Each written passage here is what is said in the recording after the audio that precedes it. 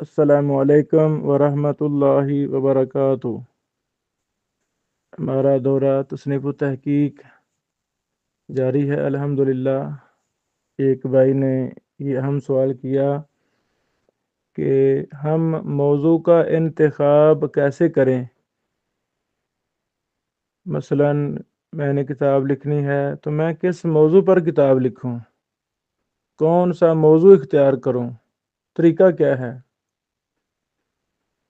اچھا سوال ہے، اس میں کافی تفصیلات ہیں۔ مختصر عرض کرتا ہوں۔ سب سے پہلی بات، جو آپ کے دل و دماغ میں کوئی بھی اہم مسئلہ اٹکا ہوا ہے، کوئی مسئلہ لے لیں،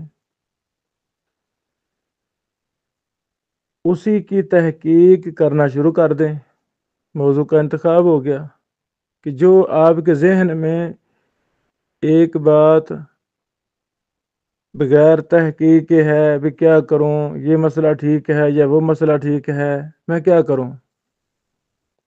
اللہ تعالیٰ نے آپ کو صلاحیت دی ہے عربی کتب کو پڑھنے کی، ان سے استفادہ کرنے کی، گرامر میں مہارت ہے۔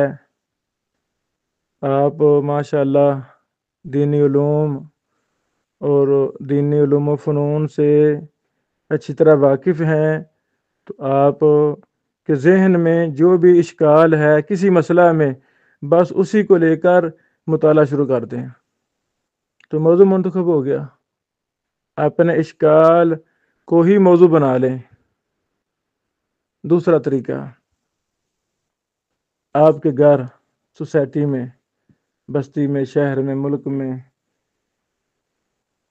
جو مسئلہ آپ دیکھیں کہ اس میں تو گھر والے غلطی کر رہے ہیں، میرے خاندان کی بہنیں بیٹیاں غلطی کر رہی ہیں مسائل کتنے زیادہ ہیں، ہمیں پتہ ہے۔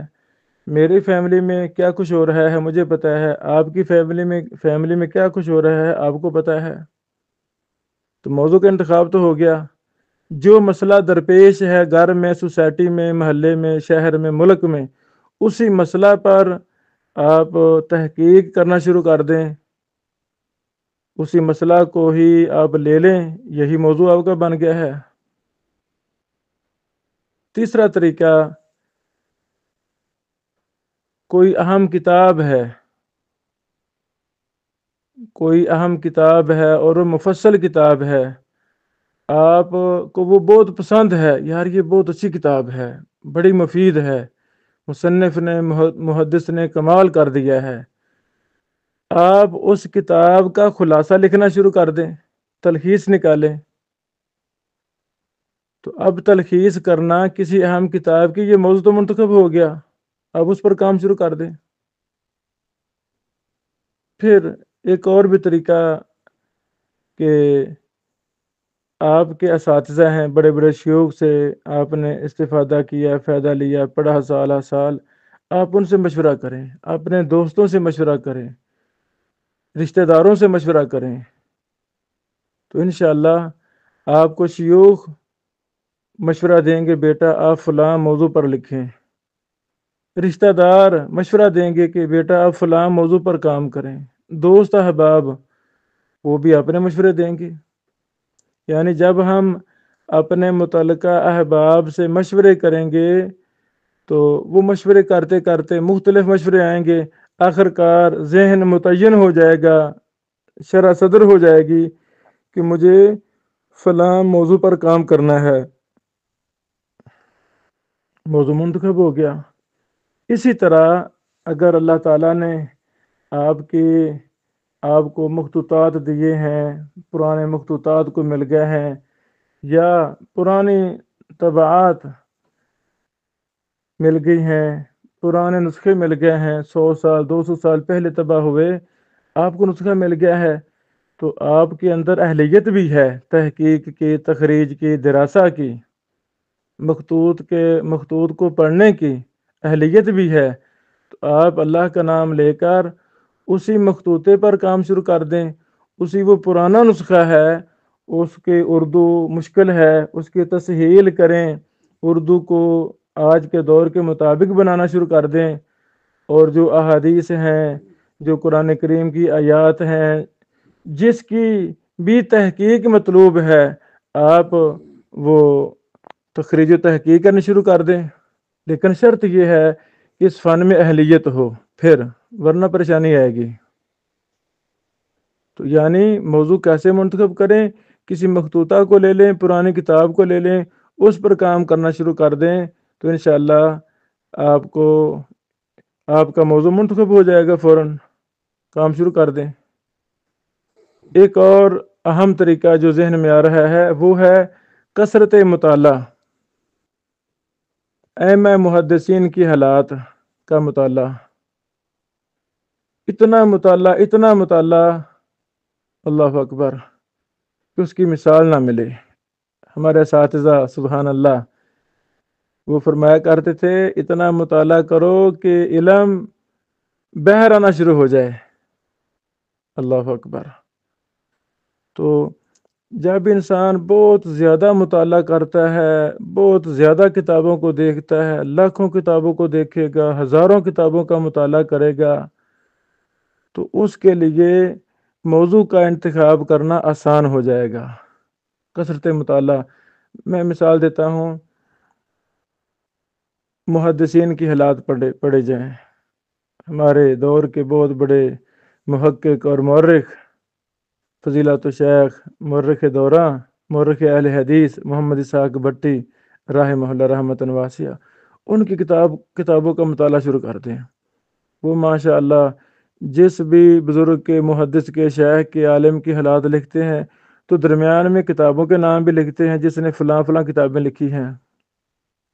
اب 2-4 کتابیں پڑھنے سے کم از کم کو 100-200 کتابوں کے نام پڑھ جائیں گے، تو انسان سوچے گا واہ جی واہ، اس پر بھی کتاب ہے، اس پر بھی کتاب ہے، اس پر بھی کتاب ہے، تو ذہن کھل جائے گا، بڑا وسیع ذہن ہو جائے گا۔ دبستان نظیریہ کتاب، ہمارے محترم فضیلت الشیخ تنزیل الصدیقی حافظہ اللہ کی کتاب، کمال کتاب ہے۔ ابھی تذکرہ نظیریہ چھپی ہے 2 جلدوں میں، وہ کمال کتاب ہے۔ اللہ اکبر، آپ پڑھنا شروع کریں۔ تو میاں صاحب کے شاگردوں نے کون کون سی کتابیں لکھی ہیں، یہ ایک پوری داستان ہے، بلکہ یہ تو ایک پوری کتاب ہے جو دبستان نظیریہ کے اندر موجود ہے۔ کوئی نوجوان اٹھے اور میاں صاحب رحمہ اللہ کے شاگردوں نے جو تصنیفی کام سر انجام دیے، وہ ایک زبردست ڈیٹا دبستان نظیریہ کے اندر موجود ہے، اس کو لا کر دیا جائے۔ تو جب ہم کسی فن کے ساتھ چمٹ جائیں گے، لگ جائیں گے، تو اللہ تعالیٰ ضرور بھی ضرور اس انسان کی شرح صدر فرما دیتے ہیں، کام کو آسان کر دیتے ہیں۔ یہ چند جواب ہیں کہ موضوع کو منتخب کیسے کرنا ہے۔ پھر آخری بات، لائبریریوں کا وزٹ کیا جائے۔ مثلا میرے گھر میں 10 کتابیں ہیں، مثال کے طور پہ وہ 10 میرے مطالعہ میں ہیں، بارہا دیکھی ہیں، تو جب میں دوسری لائبریری میں جاؤں گا وہاں 100 کتاب ہے کسی چھوٹے عالم دین کی، جو میرے پاس 10 ہیں وہ تو ہیں ہی، وہ وہاں بھی ہیں، وہ نہیں دیکھنی۔ جو پہلی بار دیکھ رہا وہ میں نے دیکھنی ہے۔ اب پھر کسی اور بڑی لائبریری میں چلے جائے، وہاں 1000 کتاب ہے، جو پہلے 100 دیکھ چکے ہیں، مطالعہ کر چکے ہیں، منہج وغیرہ معلوم کر چکے ہیں، اب وہ تو نہیں دیکھنی، وہ تو ہم نے دیکھی ہے، پہلے تعارف ہے، پتہ ان کتابوں میں کیا ہے۔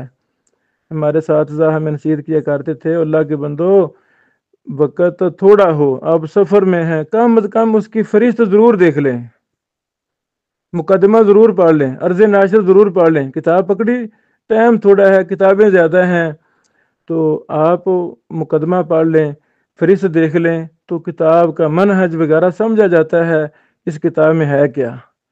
وہ پھر حسب ضرورت جب آپ لکھ رہے ہیں، کوئی تحقیق کر رہے ہیں، تو فوراً ذہن میں آئے گا کہ میں نے فلاں جگہ یہ کتاب دیکھی تھی، تو اس کا فائدہ ہوتا ہے۔ یعنی بڑے زیادہ لائبریریاں، بڑے زیادہ مکتبے، ان کو دیکھنا چاہیے، کتابوں کو دیکھنا چاہیے۔ تو انشاءاللہ العزیز اس انسان کو موضوع کا انتخاب کرنا انتہائی آسان ہو جائے گا، انتہائی آسان ہو جائے گا۔ مثلا صحیح بخاری ہی لے لیں یا کوئی بھی کتاب لے لیں جس فن میں اہلیت ہے، تو انسان سوچے گا یار مدینہ منورہ کے لائبریری میں نے فلاں فلاں کتاب دیکھی، شیخ بدی الدین شہرازی صاحب کی لائبریری میں فلاں فلاں کتاب دیکھی، اور فلاں کے تذکرہ میں فلاں فلاں کتابوں کے بارے میں پڑھا۔ اب جب ایک ہی چیز کے بارے میں بیسیوں درجنوں سینکڑوں کتابوں میں چیزیں پڑھ لے گا تو سینہ کھل جائے گا، شرح صدر ہو جائے گی۔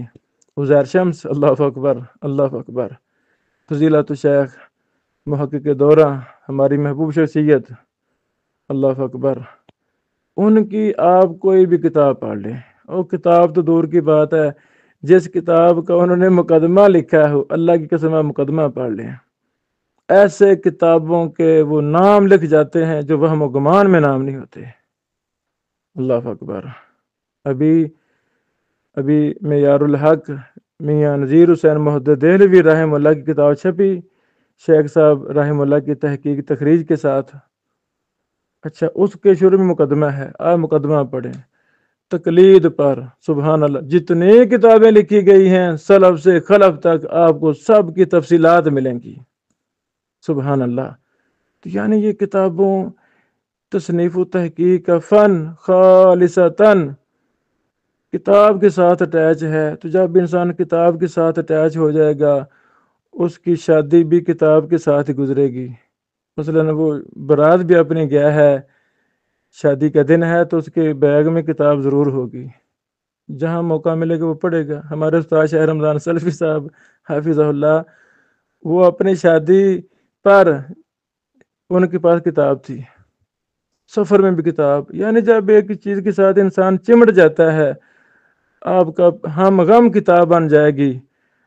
پیسے جمع کر کر کے آپ کتابیں اکٹھی کریں گے، کتابوں کی طاقت نہیں ہوگی، آپ اپنے شیوخ سے، دوستوں سے عاریتاً ادھار کتابیں لے کر آپ کتابیں لکھیں گے، آپ چیزیں جمع کریں گے، لمبے لمبے سفر کریں گے۔